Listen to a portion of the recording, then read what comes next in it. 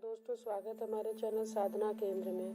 दोस्तों, यदि आप नए हैं तो मेरे चैनल को लाइक और सब्सक्राइब जरूर करें। आज हम जानेंगे दिसंबर माह में पड़ने वाली मार्गशीर्ष पूर्णिमा के विषय में। दोस्तों, 2024 दिसंबर में अगहन मास की पूर्णिमा मनाई जाएगी, जिसे मार्गशीर्ष पूर्णिमा के नाम से भी जाना जाता है। पूर्णिमा के दिन श्रद्धालु पवित्र नदियों में स्नान और तप करते हैं। इसमें अगहन की पूर्णिमा का विशेष महत्व है।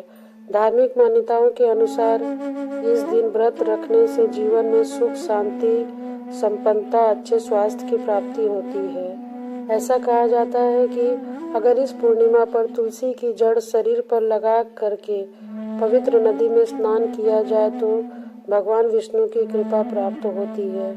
चलिए आपको बताते हैं कि इस साल मार्गशीर्ष पूर्णिमा कब मनाई जाएगी। दोस्तों, मार्गशीर्ष पूर्णिमा की तिथि व मुहूर्त 2024 में आखिरी पूर्णिमा मनाई जाएगी। मार्गशीर्ष पूर्णिमा 15 दिसंबर 2024 रविवार के दिन पड़ रही है। पूर्णिमा के दिन चंद्रोदय 5:14 पर होगा। पूर्णिमा तिथि प्रारंभ 14 दिसंबर 2024 को 4:58 को प्रारंभ होगा। पूर्णिमा की समाप्ति 15 दिसंबर 2024 2:31 पर होगा। आइए जानते हैं मार्गशीर्ष मास की पूर्णिमा की पूजा और व्रत विधि। इस दिन भगवान नारायण की पूजा के लिए प्रातः काल उठ जाना चाहिए। फिर व्रत का संकल्प लें। स्नान और शुद्ध हो करके घर की सफाई करके व्रत का संकल्प करें और श्री हरि विष्णु का ध्यान करें। इसके बाद ओम नमो नारायणाय नमः बोलकर श्री हरि विष्णु का आवाहन करें और उन्हें आसन दें। गंध और पुष्प आदि चीजें भगवान श्री हरि को अर्पित करें। इसके बाद पूजा स्थल पर वेदी बनाई जाती है और हवन के लिए उसमें अग्नि जलाई जाती है। इसके बाद हवन में तेल, घी और हवन सामग्री एकत्रित करके आहुति दी जाती है। दोस्तों, इस दिन रात्रि में भगवान नारायण की मूर्ति के पास ही शयन करें और हो सके तो रात्रि जागरण जरूर करें। व्रत के दिन जरूरतमंद व्यक्ति को भोजन कराने से व्रत का फल दोगुना हो जाता है। आइए जानते हैं मार्गशीर्ष मास की पूर्णिमा का धार्मिक महत्व।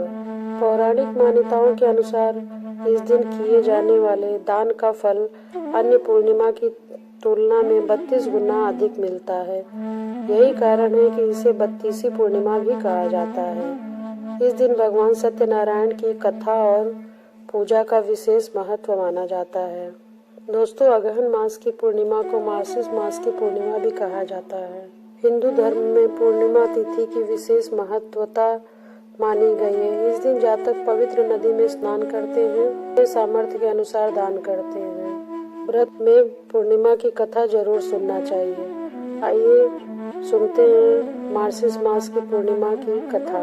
काशीपुर नगर में एक गरीब ब्राह्मण को भिक्षा मांगते देखकर भगवान विष्णु जी ने स्वयं ही एक बूढ़े ब्राह्मण के रूप में उस निर्धन के पास गए और कहने लगे, हे विप्रे, श्री सत्यनारायण भगवान मनोवांछित फल देने वाले हैं। तुम उनका व्रत पूजन करो, जिसे करने से मनुष्य सब प्रकार के दुखों से मुक्त हो जाता है।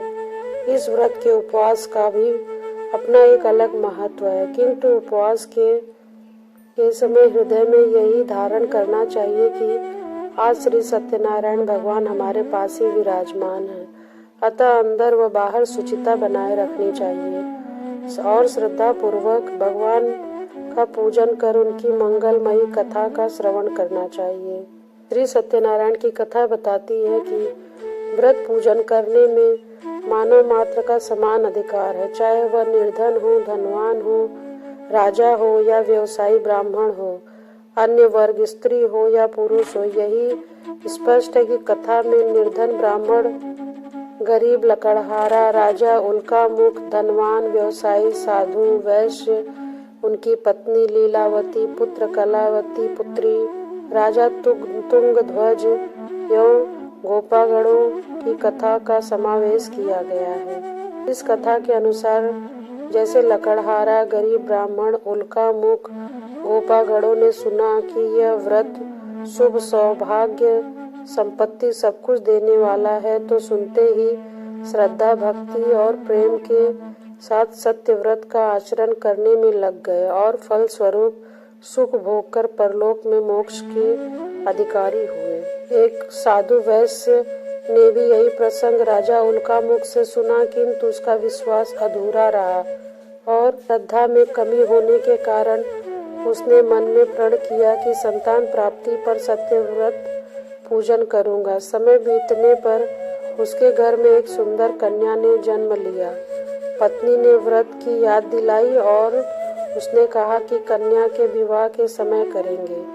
समय आने पर कन्या का विवाह भी हो गया, किंतु उस वैश्य ने भी व्रत नहीं किया। सभी वह अपने दामाद को लेकर व्यापार के लिए निकल गया। वहां उसे चोरी के आरोप में राजा चंद्रकेतु द्वारा दामाद सहित कारागार में डाल दिया गया। उसके अपने घर में भी चोरी हो गई। पत्नी लीलावती और पुत्री कलावती भिक्षावृत्ति के लिए विवश हो गई। एक दिन कलावती ने किसी के घर श्री सत्यनारायण का पूजन होते देखा और घर में आकर माँ को प्रसाद दिया। तब माँ ने अगले दिन श्रद्धा से व्रत पूजन कर भगवान से पति और दामाद के शीघ्र वापस आने का वरदान मांगा। श्री हरि को प्रसन्न होने के लिए विवश कर दिया। स्वप्न में राजा को श्री हरि विष्णु ने कहा कि दोनों बंदियों को छोड़ दें, दोनों निर्दोष हैं। राजा ने अगली सुबह जब उनका धन धान्य तथा प्रचुर द्रव्य देकर उन्हें विदा किया, घर आकर पूर्णिमा और संक्रांति सत्यव्रत का जीवन भर आयोजन करता रहा। परिणाम स्वरूप उसे सांसारिक भोग मोक्ष प्राप्त हुआ। इसी प्रकार राजा तुंगध्वज ने गोपागणों को श्री सत्यनारायण भगवान का पूजन करते देखा, किंतु अपने अभिमान की वजह से राजा न तो पूजा स्थल पर गया और न दूर से ही प्रणाम किया और न ही गोपागणों द्वारा दिया गया प्रसाद ग्रहण किया। परिणाम स्वरूप यह हुआ कि राजा के पुत्र, धन धान्य, अश्व गजादि सब नष्ट हो गए। राजा को फिर से यह आभास हुआ कि विपत्ति का कारण सत्यदेव भगवान का निरादर है। तब उसे बहुत पश्चाताप हुआ। वह तुरंत वन में गया और गोपागणों को बुलाकर उसने सत्यनारायण भगवान की पूजा विधि पूछी और बाद में पूजा की। फिर उसने उनसे ही प्रसाद ग्रहण किया तथा घर आया। उसने देखा कि विपत्ति टल गई, उसकी सारी संपत्ति तथा जन सुरक्षित हो गए। राजा प्रसन्नता से भर गए, अपना सर्वस्व भगवान को अर्पित कर दिया। तो दोस्तों, ये थी सत्यनारायण की कथा जो एकादशी और पूर्णिमा के दिन सुनी जाती है। विशेष तिथि ना मिले तो व्यक्ति गुरुवार के दिन, बृहस्पतिवार के दिन भी यह कथा सुनते हैं। जो व्यक्ति बड़ी पूजा कराने में असमर्थ होते हैं, किसी भी वर्ग के लोग सत्यनारायण की कथा का आयोजन जरूर करते हैं। इस छोटे से कथा से उनका जीवन सुख, शांति, समृद्धि से भर जाता है। इसीलिए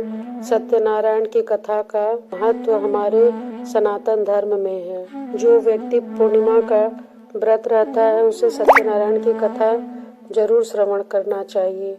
इससे व्रत का फल कई गुना बढ़ जाता है। पूर्णिमा के दिन मन को संतुलित और संयमित कर रखने के लिए भी व्रत रखकर चंद्रमा सहित भगवान भोलेनाथ का पूजन करने का भी विधान है। वैसे पूर्णिमा तिथि के दिन देवी लक्ष्मी सहित भगवान विष्णु की भी पूजा की जाती है।